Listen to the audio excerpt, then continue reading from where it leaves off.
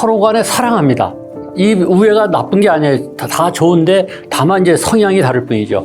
우리는 서로를 이해할 수 없었지만 온전히 사랑했다 이 말을 합니다. 이해할 수 없지만 존중할 수는 있는 겁니다. 나는 도저히 이해를 못하겠어. 그건 당연하죠. 그러나 존중하시라는 것. 이게 세대 간의 갈등을 푸는 아주 최고의 첩경이라는 말씀을 먼저 드립니다.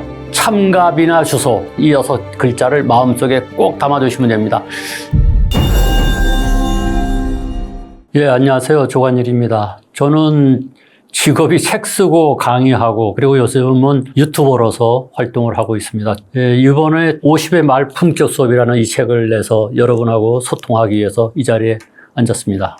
제가 이 50의 말 품격 수업이라는 이 책을 쓰면서 특히 세대 간의 대화는 어떻게 해야 되는지에 대해서 신경을 많이 썼어요. 그래서 오늘은 이 방송에서는 특히 부모하고의 대화법, 또 상사, 즉 기성세대하고의 대화법 또는 신세대하고의 대화법 여기에 대해서 말씀을 좀 드릴게요. 제가 지금까지 감명 깊게 본 영화가 몇 개 있는데 그중에 하나가 흐르는 강물처럼이라는 영화입니다. 그걸 한번 찾아서 보시기 바랍니다. 그 흐르는 강물처럼에 보면은 아버지 목사입니다. 목사하고 아들 둘이 나오죠. 아들 둘이 나오는데 그 두 번째 아들이 좀 뭐라 그럴까요? 자유분방한 신세대고 그다음에 형은 아버지하고 코드가 맞는 약간 꼰대 세대죠. 그리고 이 형은 모범생입니다. 모범생이고 공부도 잘하고 아버지 말도 잘 듣고 아버지하고 코드가 맞고 이 동생은 자유분방하게 자기 하고 싶은 대로 하고 사는 그 지역의 기자입니다. 그런데 서로 간에 사랑합니다. 이 우애가 나쁜 게 아니에요. 다 좋은데 다만 이제 성향이 다를 뿐이죠. 그런데 이 자유분방하게 지내던 동생이 어느 날 사고로 사망합니다. 사망하는데 그때 아버지인 목사가 마지막에 설교를 하면서 이제 은퇴를 하게 되는데 이때 이런 얘기합니다. 우리는 서로를 이해할 수 없었지만 온전히 사랑했다 이 말을 합니다. 이게 참 감명 깊더라고요. 여기서 이 온전히 이해할 수 없었지만 온전히 사랑했다의 사랑을 존중으로 바꿔놓으면 해법이 보입니다. 우리가요 신세대를 온전히 이해할 수 없습니다. 저 같은 꼰대 세대는 예를 들어서 땡 하자마자 저 퇴근하겠습니다 하는 사람을 이해하기 어렵습니다. 또는 말이죠. 회식을 가자고 하는데 우리 때는 이 상사가 오늘 술 먹으러 가자 하면요. 선택된 것만 해도 황송하고 기뻤습니다. 그러나 오늘날은 그렇지 않지 않습니까? 그러니까 오늘 회식이 있는데 좀 남았다가 회식 가자고 할 때 저 오늘 여자친구 만나러 가야 됩니다 하는 사람을 이해하기 어렵습니다. 그러나 여러분 그걸 이해하지 못한다고 해서 이 관계가 서먹서먹하고 못된 사람이라고 얘기하면 그거야말로 꼰대입니다. 이해할 수 없지만 존중할 수는 있는 겁니다. 그 아버지와 아들 간의 사이에서 그 아버지가 우리는 이해할 수 없었지만 사랑할 수 있었다고 하는 것처럼 존중할 수 있어야 됩니다. 근데 이게 김수환 추기경님이 그랬어요. 사랑은 의지요 결단이라 했습니다. 좋아하는 거는 감정입니다.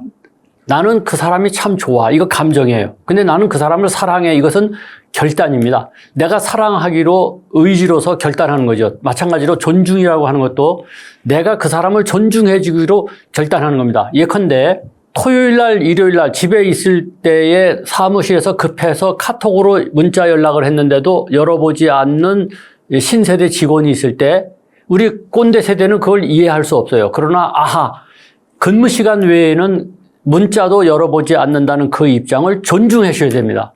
그래야지 소통이 되는 거예요. 존중해 줘야지. 그렇지 않고 그걸 존중하지 않으면은 절대로 소통이 되지 않고 대화가 되지 않는다는 걸 잊지 마시고 나는 도저히 이해를 못하겠어. 그건 당연하죠. 그러나 존중하시라는 거. 이게 세대 간의 갈등을 푸는 아주 최고의 첩경이라는 말씀을 먼저 드립니다. 그리고 왜 그렇게 갈등이 생기느냐. 시어머니와 며느리 갈등이 왜 생기느냐. 입장 차이입니다. 갈등이라고 하는 것은 결국은 입장의 차이예요. 상사와 부하의 관계에서도 갈등이 생기는 것은 입장 차이입니다. 그래서 저는 갈등이 아니라 입장 차이라고 설명하는데 부하의 입장과 상사의 입장이 되면은 달라지는 거죠. 예컨대 왜 우리 상사는 이렇게 잔소리가 많을까? 잔소리라고 하는 거. 이게 입장 차이입니다. 상사의 입장에서 볼 때는요. 그 잔소리가 아니에요. 굵은 소리예요. 그렇지 않습니까? 굵은 소리라고 생각하니까 하는 거예요. 왜 우리 상사는 한 얘기를 또 할까? 왜 또 중언부언 또 하는지 아세요? 내가 그 말을 했는데 상대방이 그것을 제대로 이행하지 않았기 때문에 또 얘기하는 겁니다. 근데 내가 그 잔소리를 듣는 사람 입장에서 볼 때는 알아들었는데 왜 그렇게 또 얘기할까? 그 부하가 잘못하면은 그 피해가 나에게 오기 때문에 잔소리합니다. 한번 생각해 보세요. 내가 부장이에요. 팀장입니다. 근데 이 부하가 팀원이에요.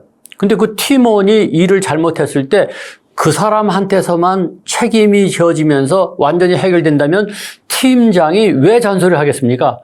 그 사람이 잘못한 것 때문에 나는 임원한테 혼나니까 당연히 잔소리를 하게 되는 거예요. 참견하게 되는 거예요. 그러니까 이 갈등이라고 하는 게 무슨 얘기를 할 때 저 사람의 입장이 저런가 보다. 아까 제가 그랬잖아요.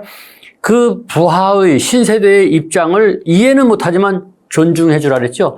마찬가지예요. 우리 상사의 그 잔소리, 꼰대짓을 이해는 못하지만 그걸 존중해 주실 수 있어야 됩니다. 시어머니의 그 짜증과 퉁명스러움을 도대체 이해는 못하겠지만 시어머니의 입장을 존중해 줄 수 있어야 됩니다. 그래야만이 세대 갈등이 해결된다는 말씀을 먼저 드리고요. 또 하나는 젊은 세대하고 대화를 나눌 때에 이게 비호감이 될 수가 있습니다. 젊은 세대하고, 잘 생각해 보세요. 제가 나이가 많지 않습니까? 그런데 젊은 사람하고 대화를 나눌 때 그 젊은 사람이 나한테 비호감일 경우가 있습니다. 그 젊은 사람이 비호감인 경우는 어떤 경우냐면요. 삐딱한 사람하고 대화하면은 이건 결정타가 됩니다. 그런데 의외로 젊은 사람들 중에는 아주 공손하고 예의 바른 사람도 많이 있습니다만은 왠지 삐딱한 사람이 있어요. 표정부터 삐딱합니다. 이 받아들이는 것이 아니라 들이받는 겁니다. 마음속으로 들이받고 있는데 그것이 표정으로 그대로 드러나죠. 그래서 삐딱하게 말하는 사람이 젊은 사람이 고쳐야 될 가장 으뜸되는 비호감의 주된 테마입니다. 그러니까 삐딱하지 마시라는 거. 다음 두 번째는 뭐냐면은 이제 나이 든 사람, 꼰대가 젊은 사람에게 비호감이 되는 경우가 있는데 그 비호감이 되는 것을 제가 6글자로 만들었으니까 특히 지금 꼰대라고 생각되시는 분들, 나이가 드신 분들은 이 6글자를 마음속에 꼭 담아두시면 됩니다. 참갑이나 주소. 참갑이 달라는 겁니다. 참갑이나 주소. 어떻게 기억하기 쉽죠? 참갑이나 주소. 이 6개 때문에 비호감이 됩니다. 참은 뭐냐? 참견하는 겁니다. 이 나이 든 사람들이 젊은 사람한테 그건 그렇게 하지 말고 말이야. 이렇게 자꾸 참견하죠. 이번에 어떻게 결혼을 언제 할 것이냐?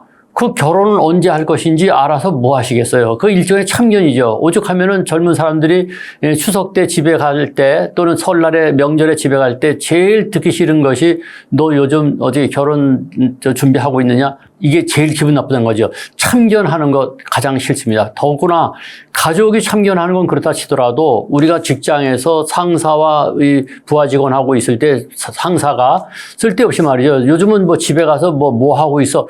이게 신세대는 받아들이기가 아주 어렵습니다. 그래서 절대로 참견하지 말라는 거. 가는 뭐냐? 가르치려고 하는 거예요. 야, 그건 그렇게 하는 게 아니고 말이지. 야, 이게 말이죠. 왜냐? 나이 든 사람은 아는 게 아무래도 좀 많지 않습니까? 지식과 기술이 많다는 게 아니라 살아온 세월이 있다 보니까 이 세상 물정에 대해서 아는 게 있죠. 그러니까 자꾸만 그것을 내세우려고 합니다.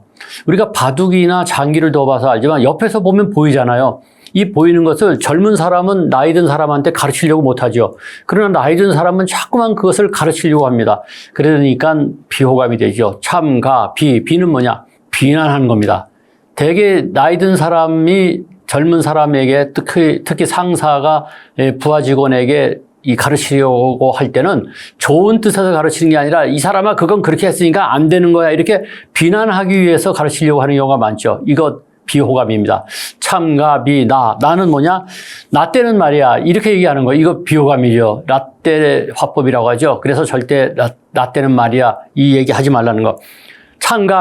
주는 뭐냐? 주절주절 말이 긴 거. 이거 비호감입니다. 그 다음에 소는 뭐냐? 소리를 높이는 것. 이 참갑이나 주소가 소위 말하는 꼰대의 화법으로서 젊은 사람이 생각할 때 가장 기분 나쁘고 비호감이 되는 화법이라는 거 잊지 마시고 절대 그렇게 해서는 안 됩니다. 오늘 여기서 한 가지 아주 확실하게 우리가 마음속에 담아둘 것은 비호감 중에서 가장 나쁜 것이 뭐냐면 험담하는 겁니다. 험담하는 것. 이게 사실 뒤에서 남을 씹는 거 기분 좋죠. 왜냐, 내가 이 인생사의 심판관이 된 것 같이 남을 말이야. 그 친구 말이죠. 어쩌고저쩌고 얘기하는데 이게 버릇입니다. 이 버릇을 단칼에 고쳐야 되는데 저는 에이브라함 링컨의 사례를 말씀드리고 싶습니다. 에이브라함 링컨은 아주 위대한 인물인데 그 위대함이라고 하는 게 제가 볼 때는 노예를 해방했기 때문에 위대함이라기보다는 자기를 고친 사람이기 때문에 위대함입니다. 어떻게 고쳤느냐? 젊은 시절에 링컨은요, 남을 비난하고 이게 심판관처럼 얘기했습니다. 비호감이었죠. 그런데 어느 날 실즈라고 하는 정치인을 갖다가 씹고 다녔어요. 그런데 그것이 귀에 들어갔습니다. 그래가지고 실즈가 결투를 하자 해서 둘이서 결투를 하게 됐는데 그때 목숨을 건 결투를 했으면 링컨이 죽었을 수도 있고 그렇게 됐으면 역사가 바뀌었을 겁니다. 그런데 친구들이 나서가지고 중재하는 바람에 결투가 무산됐죠. 그렇게 됨으로써 링컨이 다시는 남을 씹지 않겠다, 험담하지 않겠다고 결심하고 그 결심을 지켰다는 겁니다. 그래서 링컨이 위대합니다. 링컨은요, 자기를 고친 사람이기 때문에 위대합니다. 링컨은요, 농담도 무지하게 좋아하는 사람이고 화술이 뛰어난 사람입니다. 그런데 대통령이 되자마자 침묵으로 일관했습니다. 처음에 그 기자들이나 국민들이 도대체 무엇을 하려고 하는지 속을 알 수 없을 정도로 침묵할 때는 침묵할 줄 아는 사람이었고 명연설을 할 때는 게티스버그의 연설처럼 명연설을 할 줄 아는 사람이었어요. 다시 말해서 자기를 통제할 수 있는 사람이기 때문에 위대합니다. 따라서 우리는 나 자신이 남에게 비호감인 사람은 아닌가, 남들의 비호감인 것을 잘 보면은 나도 저런 것은 아닌가를 돌아보게 되죠. 그래서 이번에 링컨을 머리에 떠올리면서 나의 비호감인 부분은 없는지를 한번 고쳐보는 것은 어떨까요? 그렇게 함으로써 남들로 하여금 대화 상대자로서 환영받는 사람이 되시기를 바랍니다. 제가 이제 이 책을 쓰면서 공식들을 많이 만들어서 담았어요. 왜 그랬냐면요, 제가 유튜브를 하면서 느낀 게 있습니다. 유튜브를 하다 보면은 책을 소개해 달라는 요청을 받을 때가 많아요. 그래서 이제 그 책을 받아가지고 읽어보면은 일본말을 써서 죄송한데 앙구가 없는 책이 의외로 많더라고요. 왜 이렇게 책 한 권을 가지고 방송 한 번을 하기가 어려운 책이 의외로 많다는 걸 알았습니다. 그래서 화술에 관한 책이 우리나라에 얼마나 많겠습니까? 훌륭한 책, 좋은 책도 많은데 그 책을 쭉 보다가 좀 앙꼬가 듬뿍 담긴 책을 써보고 싶은 욕심을 갖게 된 거죠. 그래서 책을 읽고 난 다음에 몇 가지 공식이라도 마음속에 담아두면은 확실히 실용적인 방법이 동원되지 않을까 해서 그런 공식을 담은 책이니까 혹시 대화를 나누는데 나는 말을 못해서 정말 걱정이야. 아주 수다조차도 못 떨어. 이런 사람들 어디 가서 어떻게 말하면 좋을지 이런 것이 궁금한 분들은 한번 일독해 주시죠. 분명히 도움을 받으시리라고 생각을 합니다.